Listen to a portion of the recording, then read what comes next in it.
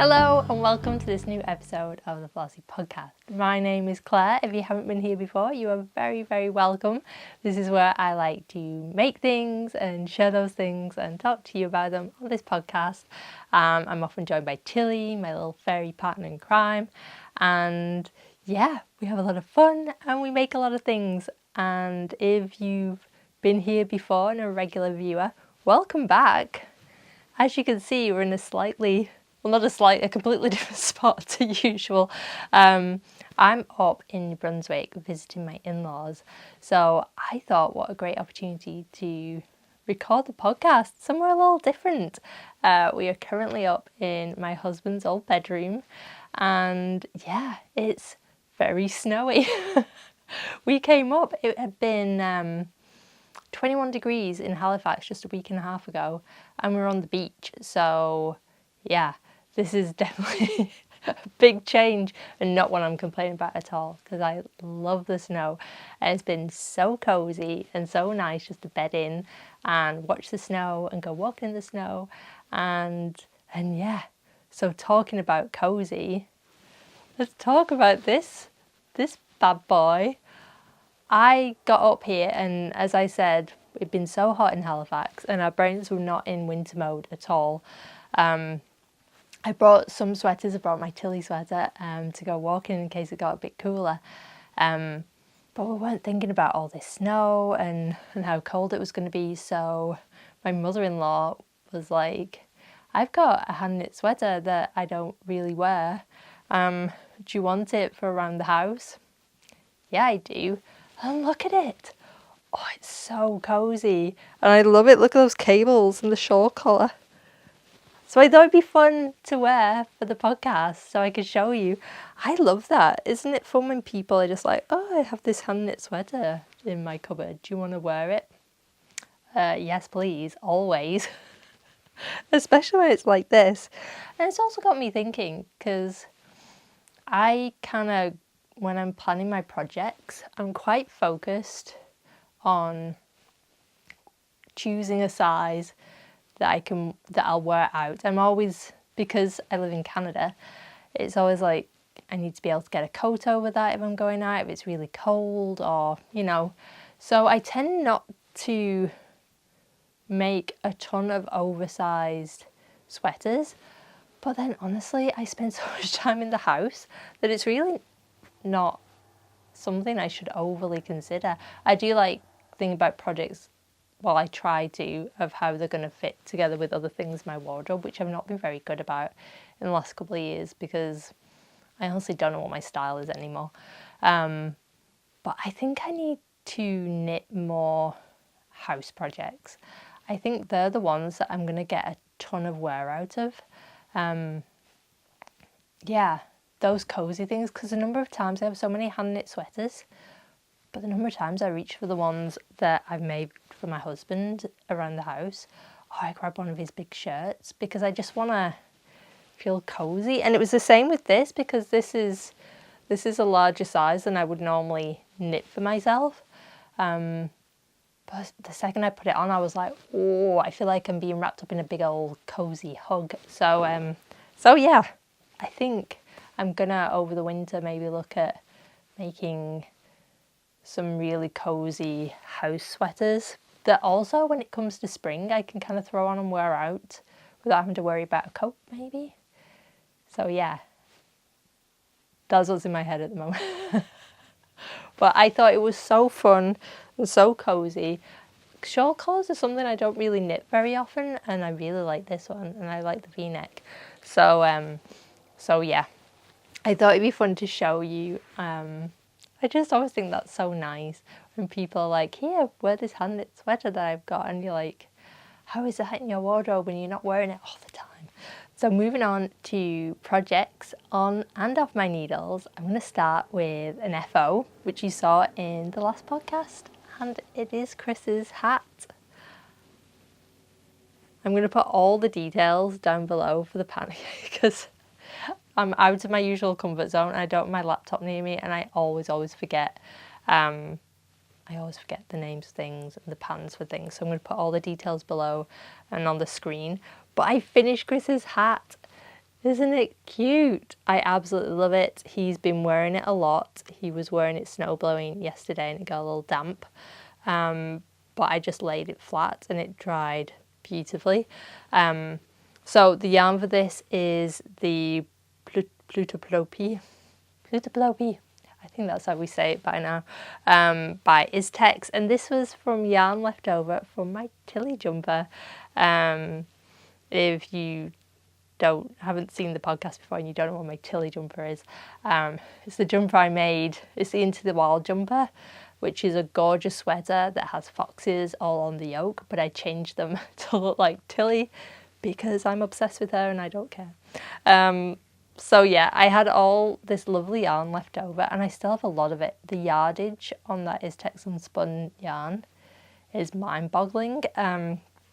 But I had 2 of the plaits in this lovely brown colour. And I knit my entire sweater and still had some left over, and there's still a little bit left, but it's nearly gone. I managed to knit Chris a hat with it using the brown as the main colour. But yeah, I had all the colours left over, so he'd been hankering for another hat. So yeah, I finished it off. I really like how it turned out. It's such a nice pattern, and I would highly, highly recommend it. I did slightly different shaping at the crown. So the original pattern, it's kind of a bit more elongated for a slouchier. It's not really slouchy, it's quite a structured looking hat, but it's kind of designed in a way so it sits quite low down, and the crown doesn't sit snug against your head. It kind of goes up, which I think is a lovely shape for a hat. Chris likes having them really fitted and coming down over his ears. So by the time I got to the end of the colour work, it was already deep enough, and I kind of had to redo the crown to get that nice. It's a little puffy, but it still fits really well. So I did the decreasing slightly differently. I think the original pattern, you decrease at 4 points and bring it in like quarters, and I did it over in 5 and decreased a lot quicker. So yeah, which caused a little bit of poofiness, but you know, that's okay. A little bit of poof on top of your hat is all right. And it turned out really nice. Those colours together are really pretty. So yeah, I'm just glad I got it done for him.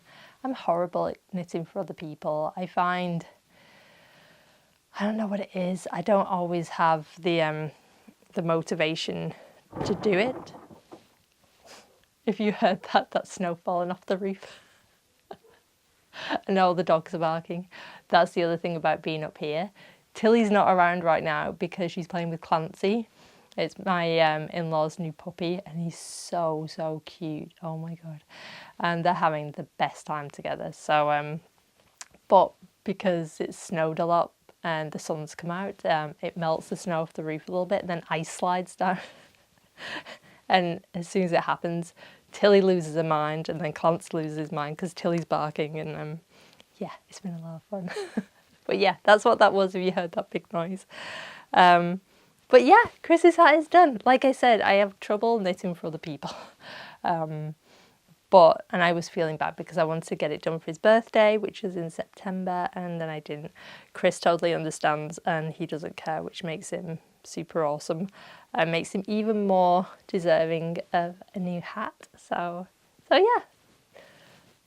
Chris's new hat with leftover yarn, which is always fun to use up your leftovers. The next project I want to share with you is something new on my needles. And, you know, it's not super exciting so far to be showing you. It's a new sweater, and there's not a ton to see right now. Basically, it's a top-down raglan, and it's plain. But the pattern is Tulip by Melody Hoffman, so you might have seen that already. It's been around for a couple of years. I've had the pattern in my library, God, for ages, I think since it came out, and then I just never really got around to it. And it's right up my street, which is a vanilla raglan sweater, which you know that I love. But the hem is kind of shaped with short rows to create this really sweet scallop edging, and I just thought it was nice because it's really wearable and kind of a vanilla sweater, but that little detail just makes it a little bit more, I don't know, a little cuter, brings a little bit of fun and whimsy to it, and I really liked that. So I had this yarn that I'd frogged from another sweater. Actually, that was a Melody Hoffman pattern too. It's called Little Twigs. Another really beautiful pattern. It's kind of like a textured, it's all with like slip stitches, like a jacquard pattern, all across the yoke, and it's a beautiful pattern, but I knit it. I don't know what I did. I knit it and I blocked I tried it on, and I think it would have fit a 12-year-old. It was so small. It was definitely a fault of mine, because so many people have knit that pattern and it turned out absolutely perfectly. So I don't know what I did at the time. I had this habit and this was a good few years ago when I did this. I used to swatch really diligently, and then I'd have this terrible habit of picking up the wrong needles to start with. And then I'm not always the best at trying things on as I go, which I really need to be, but you know what it's like. You get cozied on the couch and you're watching something on Netflix and you think, I don't want to slip all the stitches on different needles and try it on. I just want to keep knitting and watching the thing that I'm watching. So yeah. Anyway, long story short, I knit Little Twigs way too small, and I thought, well, it's a shame because I got bought this yarn by my parents at the Nottingham Yarn Fest, which was, oh God, I think it's like 6 years ago. It's a long time ago.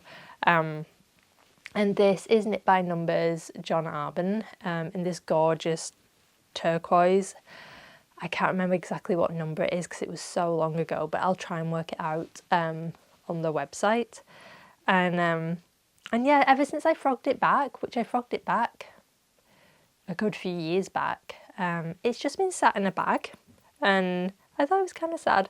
So I whipped it out and I swatched for the Tulip sweater, and it's a little bit lighter than it probably should be, but I'm knitting it on the suggested needles and I got gauge.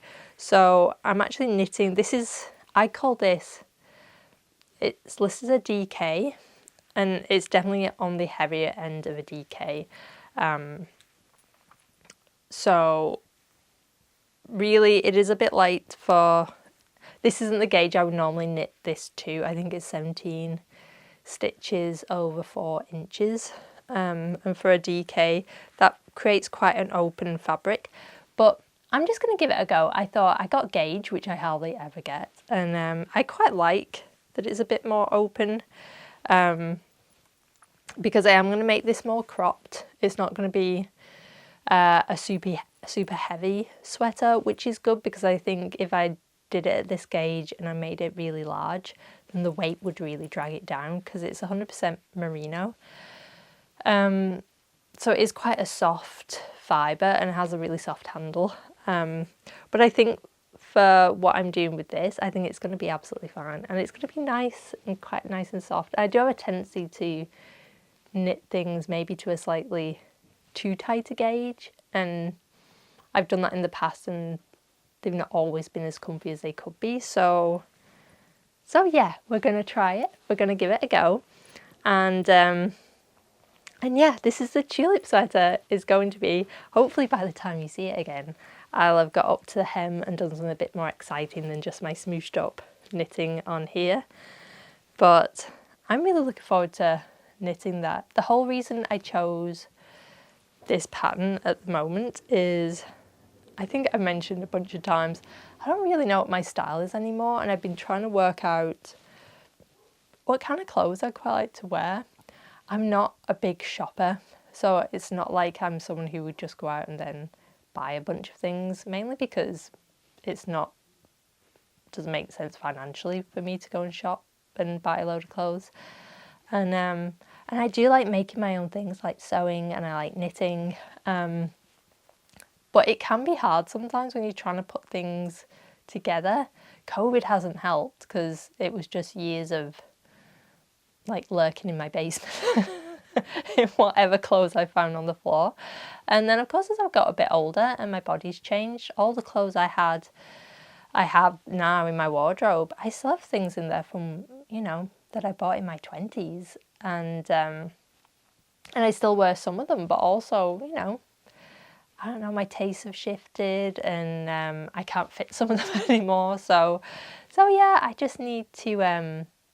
I've been trying to be a bit more mindful about what kind of aesthetic I'm kind of more leaning towards, and try and fit my makes around that for when I'm leaving the house. And then obviously, like I said, for when I'm not leaving the house, I'm going to knit some more cozy sweaters, like things that, because I tend to focus on high-waisted things for when I go outside. So I knit a lot of crop sweaters and things, but for being around the house being cozy, they're just not as comfortable. So I think I just need to strike a good balance. But when I do shop, I like to shop secondhand. So I discovered ThreadUp like last year, and that's a place that I like to go on and see what's on there. ThreadUp is a big online thrift store. So I think they're based in the US and they ship within the US and Canada.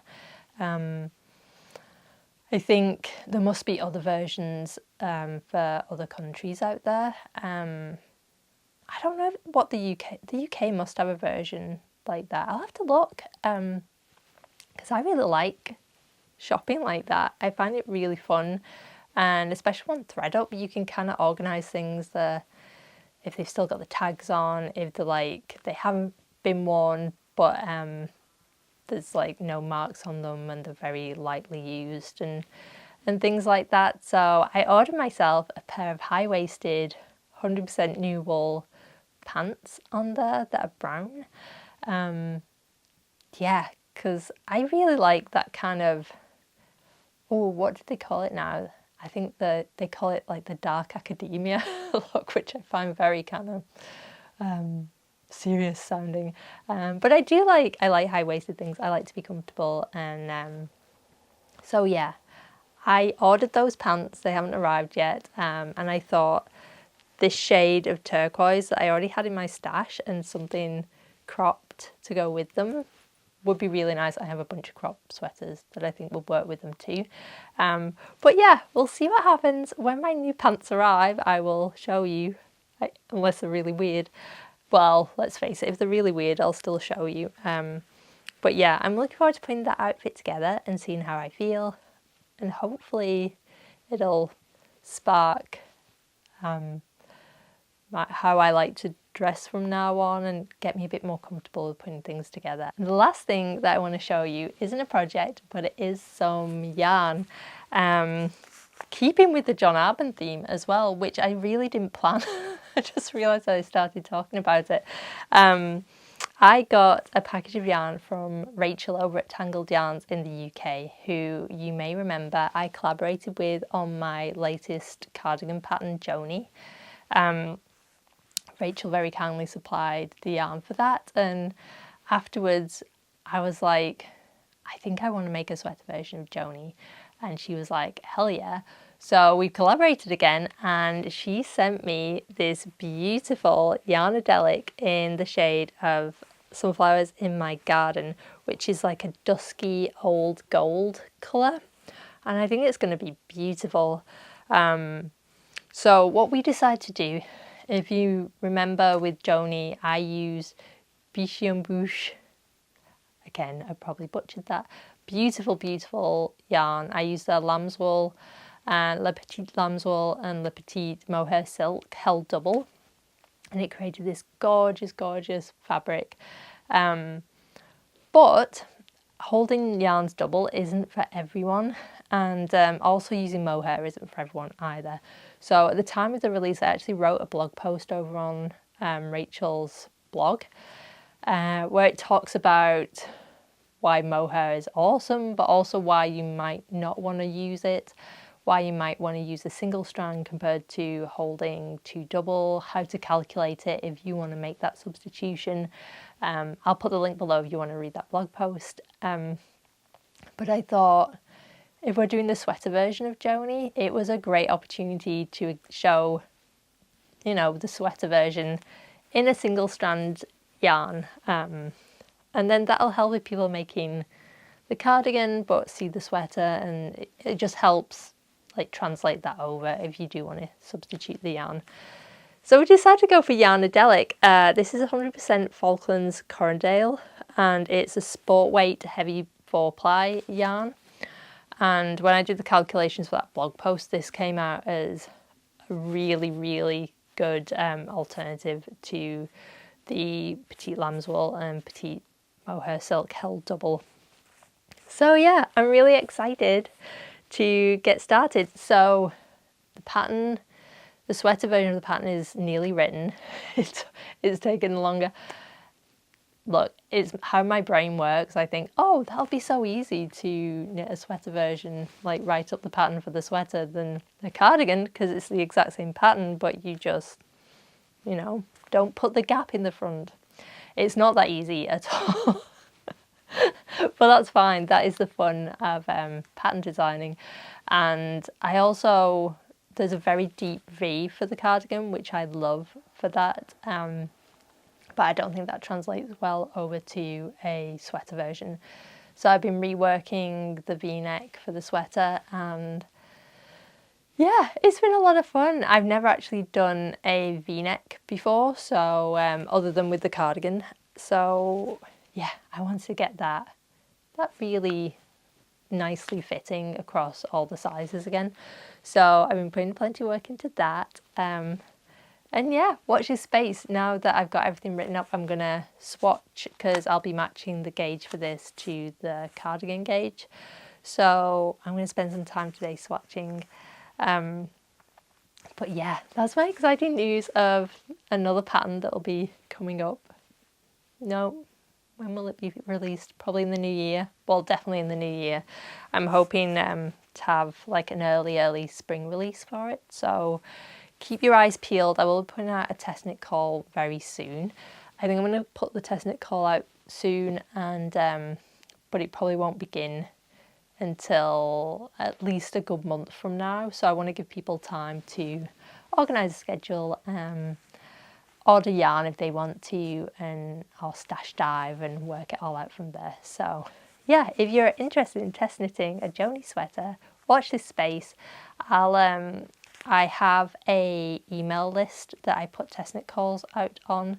I'll put the link below for that. So make sure you signed up for it, and then you won't miss out. If you'd like to learn more about the process behind creating the Joni sweater and following my progress along in more detail, then do check out my Ko-fi page. As I mentioned in the last podcast, I have a Ko-fi page now where you can sign up. You can do one-off monthly donations, and you can also sign up for one of the 3 membership levels. And level 2 and 3 get access to behind-the-scene vlogs, and level 1 and all one-off donations get access to all the blog posts that I do, where I keep you up to date with what I'm doing behind the scenes. And it's been so much making content over there, and I just want to say a huge thank you to everyone who's joined so far. I started off, I was so nervous because it feels like you're really going out on a limb when you start putting together membership pages like that, and all of your lovely comments of support and everyone who's joined so far. Thank you so much. You can check out all the details below. I actually just filmed while I was here our first behind the scenes vlog for level 2 and 3. Which was really fun. We did a little bit of an unpackaging video for the yarn for Joni, and yeah, I did a bit more filming out and about and showed some of that creative process, and yeah, it was really fun. So do check out my Ko-fi page, and if you're so interested, consider joining, because we're having a lot of fun over there. But yeah, that's it for today's episode. I really hope you enjoyed it from this different setting. I get a little bit stuck in my comfort zone sometimes, and the thought of filming anywhere than in my living room makes me a little bit, oh. But I really want to get out of that and try and, especially to keep things consistent, because if we do come away and visit my in-laws up here, I want to get comfortable recording wherever I am. And yeah, so I hope you've enjoyed this. It's been really fun to sit down and record up here. And I will see you very soon in the next episode. And in the meantime, visit the coffee page, check me out on Instagram, sign up to the newsletter if you like, and hit subscribe so you don't miss a video. Okay, friends, have a nice rest of the week. I'll speak to you soon. Bye!